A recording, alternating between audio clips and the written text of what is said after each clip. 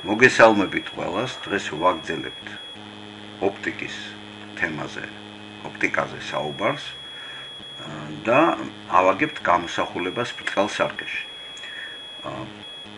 ბრტყელი სარკე ისეთი სარკეს ეწოდება, რომლის ზედაპირი წარმოადგენს სიბრტყეს. აი აქ ნახაზე მოცემულია ბრტყელი სარკის გამოსახულება. და ეს ზედაპირი გახავთ ბრტყელი სარკე. ეს ასოთი აღნიშნულია მნათი სხეული, სინათლის წყარო და უნდა ავაგოთ მისი გამოსახულება ამ სარკეში. განხილება რამოდენიმე სხივი განვიხილოთ, რომელიც გამოდის აი ამ მნათი სხეულიდან, აქედან უამრავი სხივი გამოდის და ეცემა სარკის ზედაპირს, რა თქმა უნდა, განვიხილოთ მხოლოდ 3 სხივი. ერთი რომელიც აი ესე პირდაპირ ვერტიკალურად მართობულად ეცემა, იგივე კუთხით, იგივე მიმართულებით აირეკლება.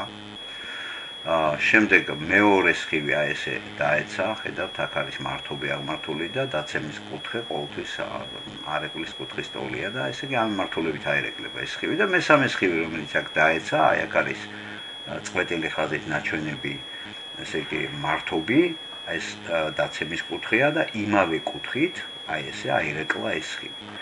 ეს არეკლილი სხივები, როგორც ხედავთ, არა, აი აქედან არეკლილი სხივები არ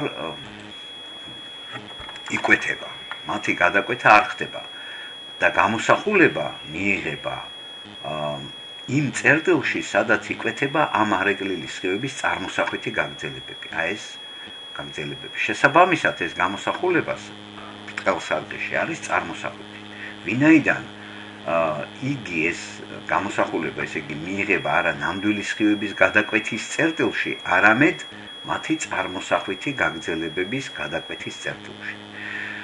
გამოსახულება, როგორც ხედავთ, ნახაზიდან, ესე იგი იმავე მანძილით არის დაშორებული სარკის ზედაპირიდან, რა მანძილზეც საგანი არის დაშორებული, ესე იგი სარკის ზედაპირი წარმოადგენს სიმეტრიის ღერძს და სარკის მიმართ სიმეტრიული არის ეს ისა, რა ქვია, საგანი და მისი გამოსახულება. და ამრიგად რო შევაჯამოთ, ესე იგი ბრტყელ სარკეში გამოსახულება არის იმავე ზომის, რა ზომისაც არის საგანი, იგივე მანძილზეა დაშორებული სარკის ზედაპირიდან, რა მანძილზეც საგანია დაშორებული და ეს არ არის შებრუნებული, პირდაპირია გამოსახულება და არის წარმოსახვითი. წარმოსახვითი, რადგან იგი მიიღება არა სარკიდან არეკლილი რეალური სხივების გადაკვეთის წერტილში, არამედ მათი წარმოსახვითი გაგრძელებების გადაკვეთის წერტილში. აი აქ არის ესეთი შესანიშნავი ხელსაწყო, რომელსაც ქვია პერისკოპი. აი ნახოთ, პერისკოპი. და პერისკოპი ნაჩვენებია როგორ მიიღება გამოსახულება პერისკოპში. აი უყურეთ, ეს არის დაცემული სხივი, აქ სარკე არის, სარკიდან ირეკლება ეს სხივი, ეცემა აქ მეორე სარკეს, აქედან ირეკლება და ხდება ადამიანის თვალში და აქ პერისკოპის მეშვეობით ადამიანი ხედავს აი ესეთ აი აქ ამ ზედაპირზე რა არის იმ სიუჟეტის იმ ჰორიზონტის გამოსახულებას. პერისკოპი გამოიყენება წყალქვეშა ნავებში, აგრეთვე შეიძლება დაკვირვება მაგალითად ტანკიდან, ან რაიმე თავშესაფარიდან. კარგით, შემდეგი თემა ოპტიკის ეს არის სინათლის გარდატეხა.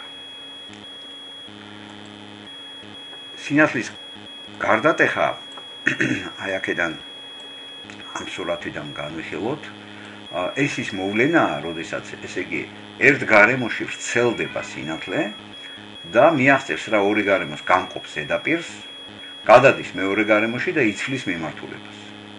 ესე იგი მეორე გარემოში გადასვლისას სინათლე იცვლის მიმართულებას. აქ ნახაზზე ნაჩვენებია, ხედავთ, აი პირველ გარემოში ესე იგი AO სხივი, ეს გახლავთ დაცემული სხივი და მეორე გარემოში გადავიდა სხივი და ამ დროს შეიცვალა მან მიმართულება. ხომ, ეხლა რა ეს გახლავთ მართობი, აი ეს OD მონაკვეთი სხივის დაცემის წერტილში ამრეკლი ორი გარემოს გამყოფი ზედაპირისადმი ამართული მართობი. ეხლა რა კანონები ჩამოვაყალიბოთ, რომელ კანონებს ექვემდებარება ესე იგი ეს მოვლენა, ესე იგი დაცემული სხივი გარდატეხილი სხივი და სხივის დაცემის წერტილში ორი გარემოს გამყოფი ზედაპირისადმი აღმართული მართობი ერთ სიბრტყეში მდებარეობენ. დაცემის კუთხის, ეს გახლავთ დაცემის კუთხე, ხომ? სინუსის შეფარდება გარდატეხის კუთხის სინუსთან, ეს გარდატეხის კუთხეა. არის მუდმივი სიდიდე მოცემული ორი გარემოსთვის და მას ეწოდება მეორე გარემოს გარდატეხის მაჩვენებელი პირველის მიმართ. მიზეზი იმისა, რომ სინათლე იცვლის მიმართულებას, არის ის, რომ სინათლე სხვადასხვა გარემოში სხვადასხვა სიჩქარით ვრცელდება. ესე იგი, ერთი გარემო და მეორეში რო გადადის, იცვლება სინათლის გავრცელების სიჩქარე. და ამის გამო იცვლის სინათლე სწორედ მიმართულებას. ახლა აი ამ ნახაზზე ხომ პირველი გარემო ოპტიკურად უფრო ნაკლებად მკვრივია, ესე უწოდებენ მას, ვინაიდან აქ სინათლის სიჩქარის გავრცელება სინათლე უფრო მეტი სიჩქარით ვრცელდება. ესე იგი, ეს გარემო უფრო ნაკლებ წინააღმდეგობას უწევს სინათლის გავრცელებას და აქ სინათლის სიჩქარე უფრო მეტია. აი მეორე გარემოში სინათლის სიჩქარე კლებულობს, ვინაიდან ის გარემო უფრო მეტ წინააღმდეგობას უწევს, ესე იგი, სინათლის გავრცელებას და ის ვამბობთ, რომ ის მეორე გარემო ოპტიკურად უფრო მკვრივი გარემოა. ამის შედეგად, როგორც ესე იგი ვხედავთ, სინათლე შეიცვლის მიმართულებას და დაიხრება ორი გარემოს გამყოფი ზედაპირისადმი აღმართული მართობისკენ. ესე იგი, სინათლის სიჩქარე მოიკლო, ესე იგი, ის გადაიხარა ორი გარემოს გამყოფი ზედაპირისადმი აღმართული მართობისკენ.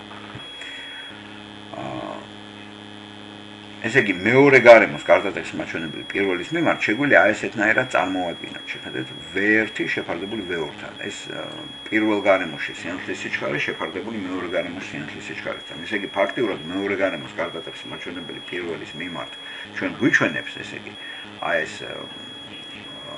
თუ რამდენჯერ მოიკლო სინათლის სიჩქარემ, ან გაიზარდა სინათლის სიჩქარე მეორე გარემოში პირველთან შედარებით.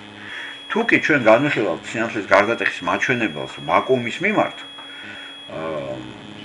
მაშინ მივიღებთ გარდატეხის მაჩვენებელს, რომელსაც ქვია მოცემული გარემოს გარდატეხის აბსოლუტური მაჩვენებელი. ესე იგი, მოცემული გარემოს გარდატეხის აბსოლუტური მაჩვენებელი გვიჩვენებს, თუ რამდენჯერ კლებულობს ამ მოცემულ გარემოში სინათლის სიჩქარე ვაკუუმთან შედარებით. ვაკუუმში სინათლის სიჩქარე, როგორც ვიცით, არის მაქსიმალური შესაძლებელი სიჩქარე სამყაროში, ჯერჯერობით ესეა ცნობილი და ეს არის 300,000 კილომეტრი წამში. ხომ, ეხლა თუ კი ხდება ისე, რომ სინათლე გადადის ოპტიკურად ნაკლებად მკვრივი, მეტად მკვრივი გარემოდან ნაკლებად მკვრივ გარემოში, მაშინ ის გადაიხრება არა ორი გარემოს გამყოფი ზედაპირისადმი აღმართული მართობისკენ, არამედ ორი გარემოს გამყოფი ზედაპირისკენ. აი როგორც აქ, ხედავთ? ესე იგი, ოპტიკურად მეტად მკვრივი გარემო და ნაკლებად მკვრივ გარემოში გადადის. ანუ აქ სინათლის სიჩქარე აქ ნაკლები იყო, რომ გადავიდა აი ამ გარემოში, მოიმატა სინათლის სიჩქარე, უფრო მეტი გახდა. და ამიტომ ეს სხივი გადაიხარა აიქეთკენ ორი გარემოს გამყოფი ზედაპირისკენ. ახლა რომ გავზარდოთ ჩვენ ეს დაცემის კუთხეც, ხადე გაიზრდება ეს გარდატეხის კუთხეც. გამაკუთხეც გაიზრდება, ის გადაიხრება კიდევ უფრო მეტად ორი გარემოს გამყოფი ზედაპირისკენ. თუ კიდევ გავზრდით ამ კუთხეს, ეს კიდევ გადაიხრება და დადგება მომენტი, როდესაც ესე იგი დაცემის კუთხის რაღაც გარკვეული მნიშვნელობისთვის, ესე იგი ჩვენ გვექნება ესეთი სურათი, რომ აი ეს ესე იგი გარდატეხილი სხივი გაყვება, აი აქ დავხაზავ კარგით. ეს გარდატეხილი სხივი გაყვება ორი გარემოს გამყოფ ზედაპირს. ესე იგი, რაიმე მნიშვნელობისთვის, აი ამ დაცემის კუთხისა, რაღაც გარკვეული მნიშვნელობისთვის, აი ეს გარდატეხილი სხივი მეორე გარემოში კი არ გადავა, არამედ აი ამ ორი გარემოს გამყოფ ზედაპირზე გასრიალდება, აი ესე გაყვება. ხომ, აი ამ კუთხეს, დაცემის ამ კუთხის მნიშვნელობას ქვიათ სრული შინაგანი არეკლის ზღვრული კუთხე. ალფა 0-1 აღნიშნავენ როგორც წესი. აქ ჩვენ თუ ჩავსვავთ აი აქ უკვე ფორმულაში ნაჩვენებია სინუს ალფა 0 შეფარდებული სინუს 90 გრადუსი იქნება, ხო? გარდატეხის კუთხე ამ შემთხვევაში 90 გრადუსია ესეთი. 90 გრადუსი სინუსი ერთი სწორია. და ვღებულობთ ესე იგი გარდატეხის სრული შინაგანი არეკლის ზღვრული კუთხის მნიშვნელობას, რომელიც როგორც ხედავთ არის მეორე გარემოს გარდატეხის აბსოლუტური მაჩვენებლით შეფარდება პირველი გარემოს გარდატეხის აბსოლუტური მაჩვენებლებთან.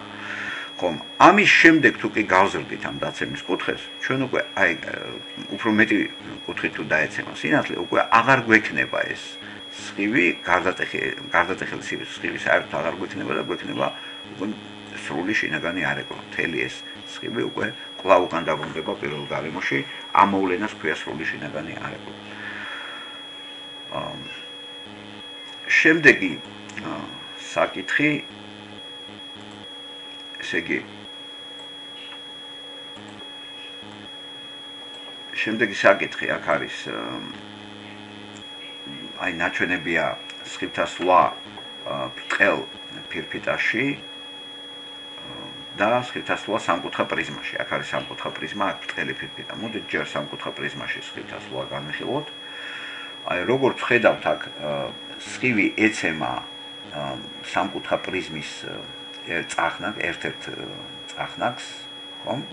და ვინაიდან გადადის ჰაერიდან მინაში, ეს მინისგანაა დამზადებული სამკუთხა პრიზმა და მინის გარდატეხის მაჩვენებელი უფრო მეტია ვიდრე ჰაერის გარდატეხის მაჩვენებელი. მინა უფრო მკვრივი გარემოა, აქ სინათლის სიჩქარე მოიკლებს ჰაერთან შედარებით. ამიტომ სინათლის სხივი დაიხლება ამ ორი გარემოს გამყოფი ზედაპირის მართობისკენ, როგორც ხედავთ, აი ეს. შემდეგ ამ მიმართულებით ცელდება და მინაში უკვე მინაში აღარ იცვლის მიმართულებას ხო და დაეცემა კვლავ აი ამ მინა ჰაერის გამყოფ ზედაპირს. და ეხლა რახან გადადის აი აქ უკვე მეტად მკვრივი გარემო და ნაკლებად მკვრივი გარემოში უკვე გადაიხრება არა მართობისკენ, არამედ ორი გარემოს გამყოფი ზედაპირისკენ, აი აქეთკენ. და როგორც ხედავთ, ეს სხივი საბოლოო ჯამში გამოდის, რომ დაიხარა სამკუთხა პრიზმის ფუძისკენ. საერთოდ სამკუთხა პრიზმის თვისება ეს გახლავთ, რომ მასზე დაცემული სინათლის სხივები გადაიხრება სამკუთხა პრიზმის ფუძისკენ. აქედან ჩანს რატომ რა მიზეზი. ხომ, აქ ნაჩვენებია ბრტყელი მინის ფირფიტა, პარალელურ გვერდებიანი ფირფიტა და აი აქ დაცემული სხივი, ხედავთ, აი დაეცა სხივი, შეიცვალა მიმართულება და კვლავ შეიცვალა მიმართულება.